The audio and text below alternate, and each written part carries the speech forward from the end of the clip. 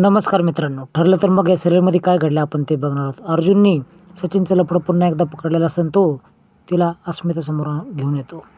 अस्मिता ज्यावेळेस हे सर्व बघते त्यावेळेस आमचा मी बघून घेऊ ते असं ती बोलते. अर्जुनला खूपच राग येतो. सचिन पॉलिशी मारतो, पुन्हा एकदा खोटं बोलतो की माझं उधारी जी झाली आहे ती उधारी मागायला ते लोक आले होते. त्यावेळेस अस्मिता विश्वास ठेवते आणि ही सर्व गोष्ट मला सांगितलं होतं असं ती अस्मिता देखील बोलते.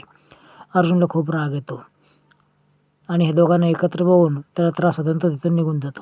त्याला खूप त्रास झालेला बघून सायली त्याला समजून सांगते, पण तो खूप चिडलेला असतो.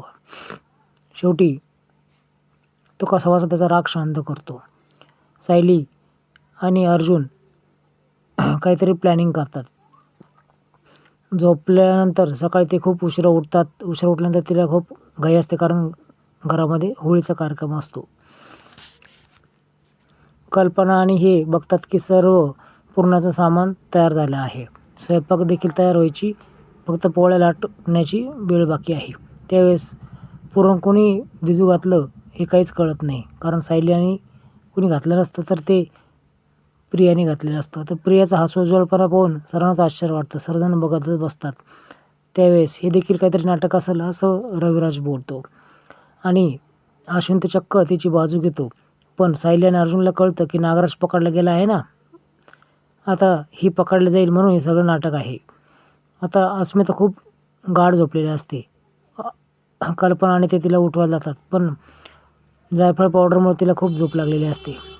आता ही पोळ्या करू का असं विचारल्यानंतर पूर्ण आजी नको बोलते आणि बाहेरचं तू आवरून घे आणि शेणाच्या गौऱ्या तयार कर असं सांगते. हिचा चेहरा खूप पाहण्यासारखा असतो कारण तिला गौऱ्या थापता येत नसतात आणि ते शेणाच्या वासामध्ये कसं करायचं हे देखील तिला माहीत नसतं. सर्वजण तिची खूप खिल्ली उडवतात. सर्वांना हसू येतं की पूर्ण आजी तिची विकेट घेत आहेत. आता ही सर्व प्रकार खाली चालला असतो आणि वर केस स्टडी चालू असतो. त्यावेळेस अर्जुन बोलत असतो की काही करून त्या साक्षीचा शोध लावला पाहिजे. मला खूप गिल्टी फील होत आहे. हे शब्द ऐकल्यानंतर पटकन सायली म्हणते, का बरं गिल्टी फील होत आहे? तर तो पुन्हा काहीतरी खोटं बोलतो आणि चैतन्य देखील त्याच्या मध्ये हा करतो. चैतन्य नाश्ता करतो आणि इकडे सचिन पुन्हा दुसरी गेम करतो. तो साक्षीला कॉल करतो. साक्षी त्याला लोकेशन पाठवते की तू भेटायला ये म्हणून. पण त्याच वेळेस अस्मिता नाश्ता घेऊन येते. अस्मिताला तो बोलतो, आज होळी आहे, मी तुझ्यासाठी ड्रेस आणणार आहे. तो ड्रेस आणण्यासाठी निघाणार तेवढ्यात त्याच्या लक्षात येतं की आपल्याकडे पैसेच नाही आहे. तो म्हणतो, माझ्याकडे पैसे नाही आहे. त्यावेळेस अस्मिता चक्क त्याला ATM अख्खं देते, तुला जेवढे काढायचे तेवढे काढ असं बोलते.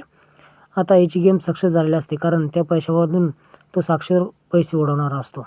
तो तिला मुद्दाम जवळ घेण्याचं नाटक करतो. आता इकडे खाली आल्यानंतर असं कळतं की प्रतिमाला थोडा त्रास होत आहे. अश्विन खाली येतो आणि सर्वांदेखत तिला चेक करतो. त्यावेळेस थोडासा विकनेस आहे असं तो बोलतो. आता दुसऱ्या दिवशी तुम्हाला कळणार आहे की होळीचा कार्यक्रम चालू असतो. त्यावेळेस प्रतिमाला जास्त चक्कर येते आणि ती खाली पडते. अश्विन तिला डायरेक्ट ॲडमिट करतो. असं कळतं की HB